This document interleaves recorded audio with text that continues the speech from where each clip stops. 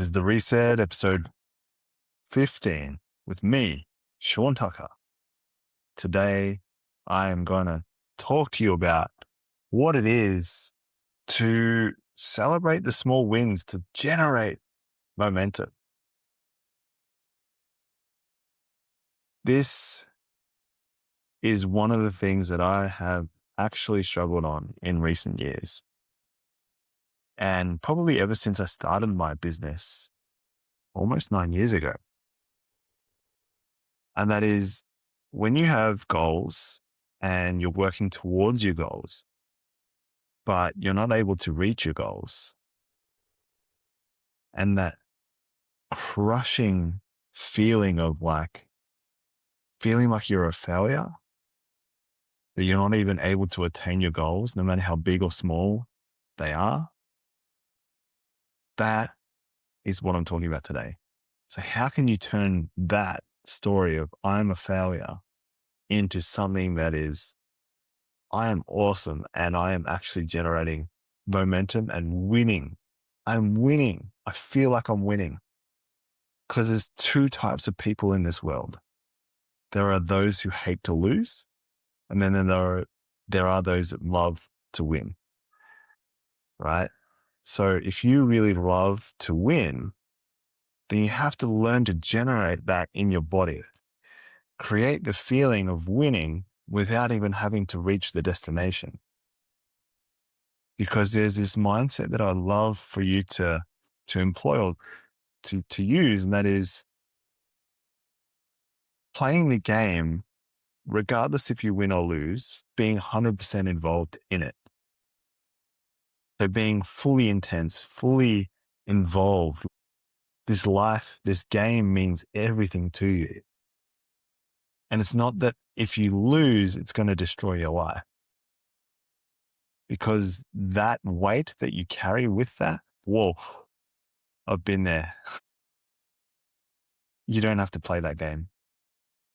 The game that you can play and learn to play it, it's your body that it's safe to play this game, is that whether you win or lose, there's always growth.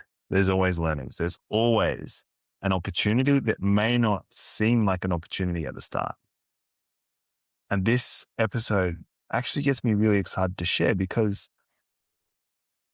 for a long time, I carried so much shame and so much guilt around what people thought about me and me trying to show myself and prove myself to others. Trying to feel like I fit in to a world that was not made to be fit into. All right, so hear me out on this one. We're all individuals. We all have unique expressions. There is literally 1 in a trillion chance or something like that. I don't know what the actual number is. I probably should get that before I start quoting it, right? There's a 1 in a billion chance or 1 in a trillion chance. I think it's something like a trillion for you to be in this body, in existence, aware of where you are right now. 1 in a trillion. That is such a unique and deserving expression of you being here right now. And I'm not just talking about this podcast. I'm talking about existing, living, being aware that you are a human being. That itself is such a beautiful thing to appreciate, but it is so hard to appreciate when you can't feel it in your body, when everything you do feels like it's not enough. So I'm going to hold two truths in this episode, and that is, one, feeling so far away from ever being able to reach that. Like I feel so undeserving of everything that I've earned in my life. And the other side of this thing, this body, this vehicle, this mind, this life that I have is so unique and so beautiful that I'm so grateful for it. I'm totally in love with this life, right?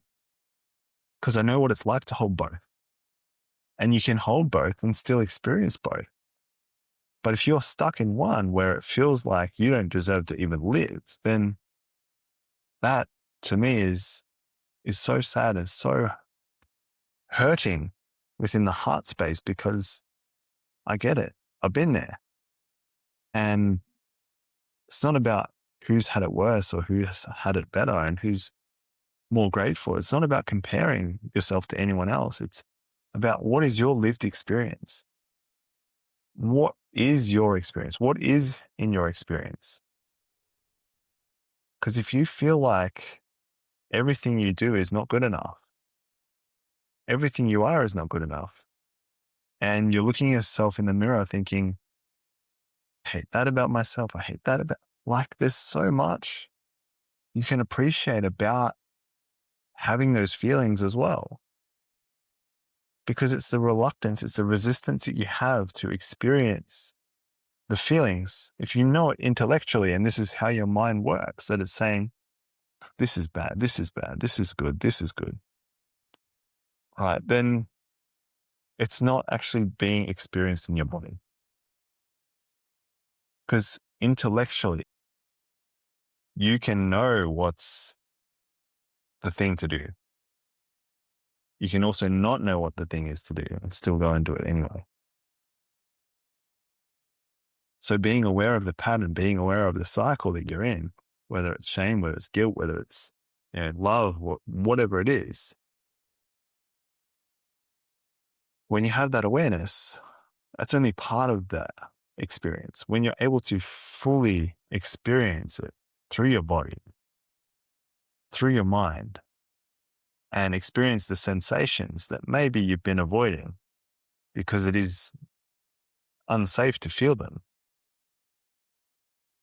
then this is what I'm talking about. It's being able to choose and change how it is that you feel. Because if you want to feel more grateful, you have to allow your body and your mind to experience the sensations of what it feels like to be ungrateful, what it feels like to be also grateful and blissful. Because life is a contrast. Life is yin and yang. It's balanced. It's in equilibrium, right? Where there's death, there is life. This is the duality that we live in. So when something dies, it decays and then it comes up back as life again, right? Through the fungi and all the bacteria and the microbial life that exists. This is the joy and the experience of life that we have only one chance to experience. And that is this life that we have. And if you're hurting, if you're suffering, I get it. It's unpleasant. Pain in itself, life is painful. It's painful to experience the sensations, but these are the 5 senses that we have. We have 5 senses to experience this life.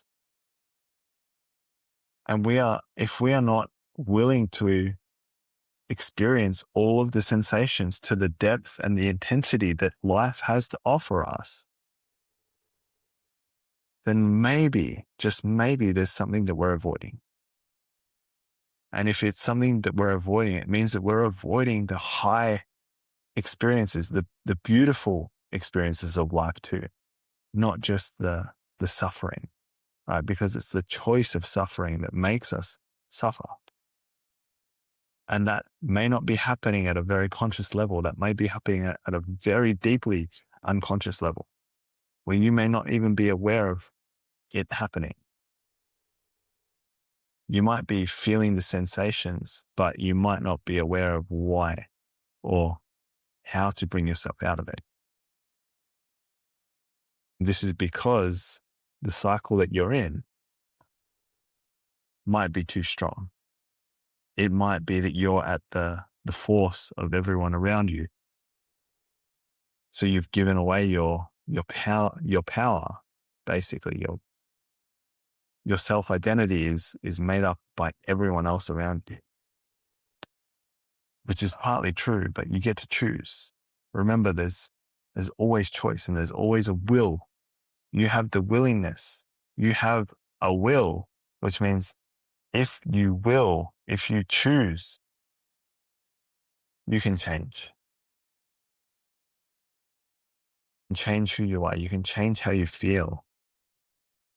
And one of the most powerful tools that I learned from a beautiful meditation practitioner over in India a number of years ago was the power of ingratitude. So being ungrateful for something. Because we are told, especially in the West, right, in Western countries, Western upbringing countries, that you should be grateful for these things. You should be grateful for the life that you have. You should be grateful for your parents. You should be grateful for all these opportunities and education and things that you have, healthcare systems, whatever. But what if you don't feel grateful for it? You can't make yourself feel grateful for something just purely based on, because someone said you should feel grateful for it. So tell your body now to feel grateful for it. No, it's not how it works. The mind is not a master of the body. It is a great servant of the body. So what I mean by that is your body holds so much more intelligence than you realize. It's a lot smarter than you think. And it's always trying to lead you to a place of love and gratefulness. Sometimes you need to experience the feelings and sensations of being ungrateful and what it stirs inside of you to actually go through that experience and then understand that it didn't happen to you, it happened for you. Power of realization, when it's truly felt, means that you can move on to the next stage of your life in a so much better place. From a place of abundance rather than lack. There is not a lack of love. There is so much love we have in this world. We just have to let it happen. When it happens through you, you become this powerful vehicle for other people to realize it too. So anyway, in summary, give that ingratitude practice a go. You might have a gratitude journal already. If you're writing 3 things you're grateful for, maybe start with 1 or 2 things that you're ungrateful for. Notice the sensations in your body. Be with that experience. And then see if there's a place where you can write, how can I make this and allow myself to feel more grateful for it? Because you're not trying to force yourself to be grateful for it. Maybe there's deeper layers to feel ungrateful, to feel enraged, to feel angry about these things. And that's okay. So if you found value in this episode, I'd love you to share it with just one person. That's how we grow the show organically. So if you found value, share it with a loved one, share it with a friend who you know will find value in it too. I will see you in tomorrow's episode. And thank you so much for tuning in.